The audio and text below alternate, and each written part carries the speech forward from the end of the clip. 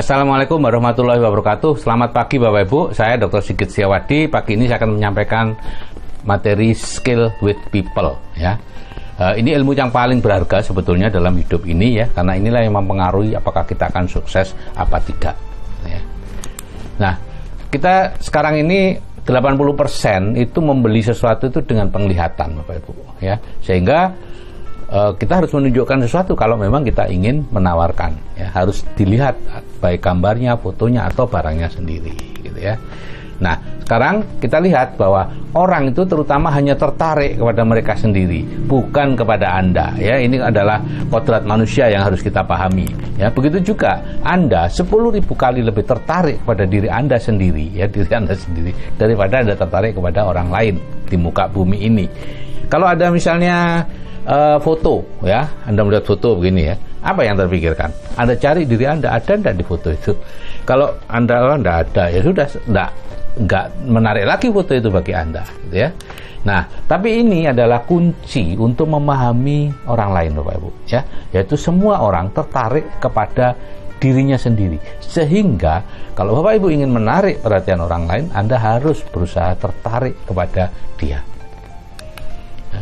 Nah, ini kita membeli itu terutama hanya kepada orang yang kita sukai ya, kita membeli dengan hati bukan dengan logika gitu ya. Jadi supaya barang Anda, ide Anda itu dibeli oleh orang, maka berusahalah menjadi orang yang dia sukai ya. Nah, bagaimana cara membuat kita ini disukai orang ya?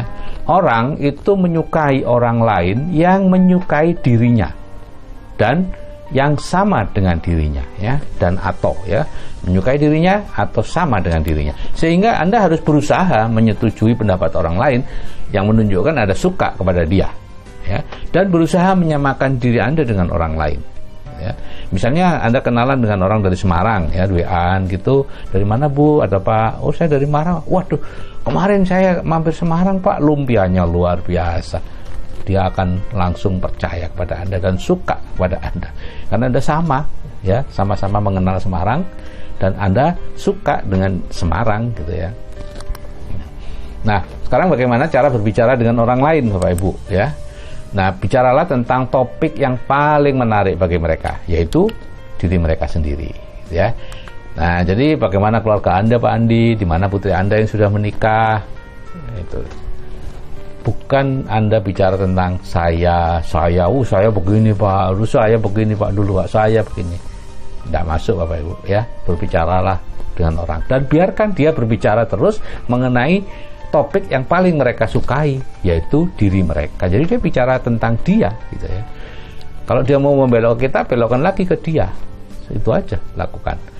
Dia akan menyukai Anda dan kemudian dia akan menerima ide Anda dan kemudian dia akan membeli apapun yang Anda tawarkan, ide dan lain-lain ya. Nah, sekarang bagaimana membuat orang merasa penting ya. Perasaan penting ini Bapak Ibu itu sesuatu yang tidak terpuaskan ya. Artinya begini, kalau makan dan minum lapar dan haus, kalau sudah makan dan minum sudah selesai, sudah puas. Tapi untuk perasaan penting itu tidak pernah bisa puas. Sekarang dilakukan perasaan penting, nanti muncul lagi perasaan penting. Jadi lakukan orang ya supaya dia merasa penting ya. Dengarkan mereka ya.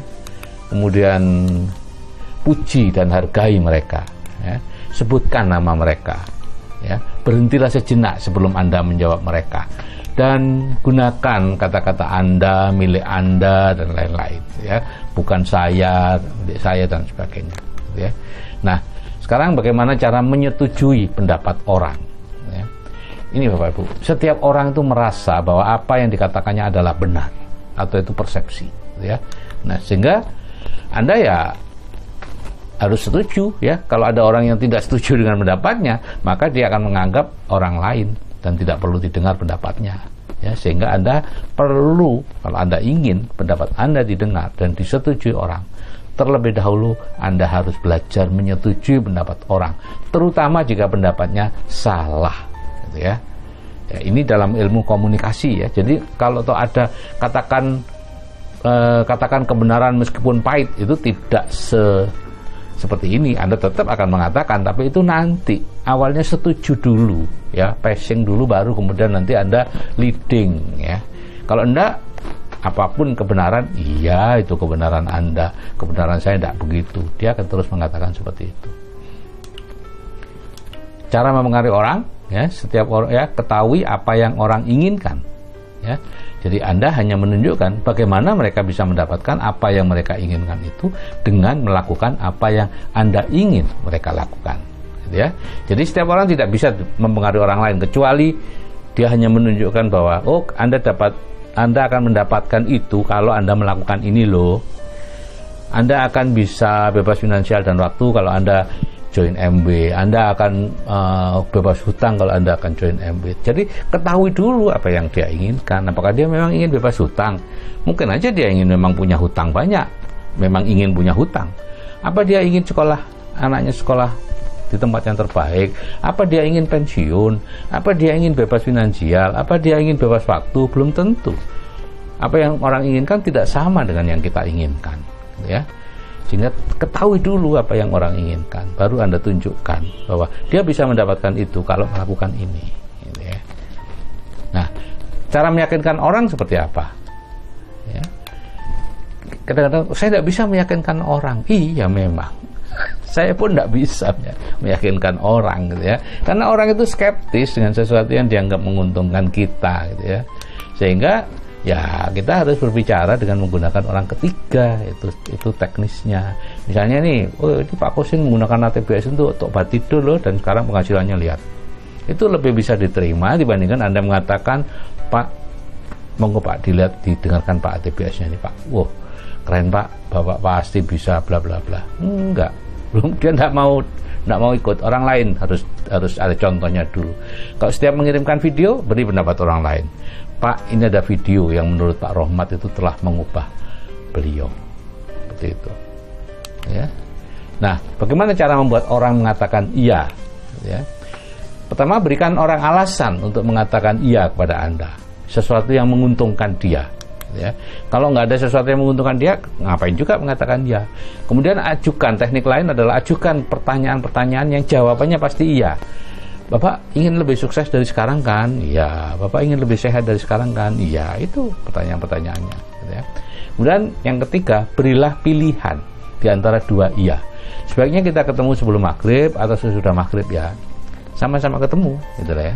Cuman dia bisa memilih, merasa bisa memilih. Padahal yang kita maksudkan yang penting ketemu, gitu ya. Atau mau menjoinkan MB, Pak, Bapak bisa join MB kemudian langsung mengerjakan, atau Bapak bisa join MB kemudian lihat dulu. Itu, ya. Nah, sekarang cara memuji orang seperti apa, ya?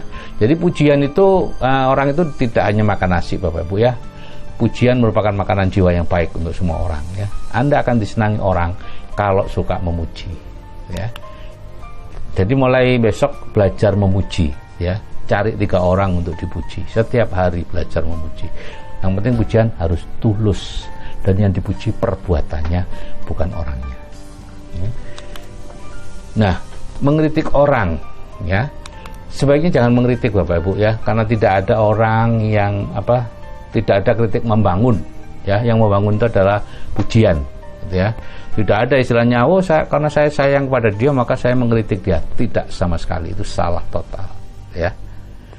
Anda harus memuji dia kalau memang Anda sayang kepada dia, Anda ingin dia melakukan hal-hal baik, puji pada saat dia melakukan hal-hal baik, ya. Jangan mengkritik kalau dia sedang melakukan hal-hal yang salah, sama sekali jangan. Kenapa? Karena akan dia ulangi. Orang itu sangat senang mendapat reaksi atas apa yang dilakukan, dan dia akan mengulangi itu. Reaksinya negatif atau positif, tidak peduli. Bahwa sadar kita akan mengulangi apapun yang memunculkan reaksi orang lain, ya. Jadi jangan mengkritik, Anda rugi, ya. Orang itu lebih rugi lagi, ya. Kalau Anda terpaksa memberi umpan balik, buatlah sandwich 3 lapis, ya. Misal kita mau mengingatkan karyawan atau teman kita yang pemarah, ya. Nah, lapisan pertama, roti yang pertama itu 3 pujian. Wow, ibu ini sangat rajin loh, catatannya rapi sekali, tulisannya juga sangat bagus. Nah, lapisan berikutnya adalah 1 feedback, 1 saja, tidak boleh lebih, ya. Yang perlu ditingkatkan hanyalah supaya lebih sabar menghadapi orang, ya. Jangan memberi feedback berondongan, ya, gelondong apa itu namanya tuh, bongkoan banyak lah ya. Bapak Ibu harus sabar menghadapi orang, harus begini, harus begitu, harus ada. Jangan, satu aja. Dan lapis ketiga adalah pujian. Ya, selebihnya Bu sangat keren ya. Nanti kalau ada feedback yang lain ya, kritikan yang lain yang memang perlu disampaikan ya, buat lagi sandwich ya, sandwich lagi. Tapi saran saya sebaiknya Anda tidak mengkritik. Ya. Oke Bapak Ibu, yang namanya ilmu itu sebetulnya tidak bernilai ya. Penggunaannya itu yang bernilai ya. Anda belajar ini, belajar people skill ini, belajar kecerdasan finansial, nggak ada nilainya kalau Anda tidak menggunakannya ya. Jadi kenapa? Karena hidup ini tidak membayar Anda atas apa yang Anda pikirkan. Hidup membayar Anda atas apa yang Anda lakukan. Oke, saya kira itu yang bisa saya sampaikan. Salam sukses dari saya, Sigit Setiawadi, dan salam hebat dari MSO Indonesia. Saya akhiri, wassalamualaikum warahmatullahi wabarakatuh.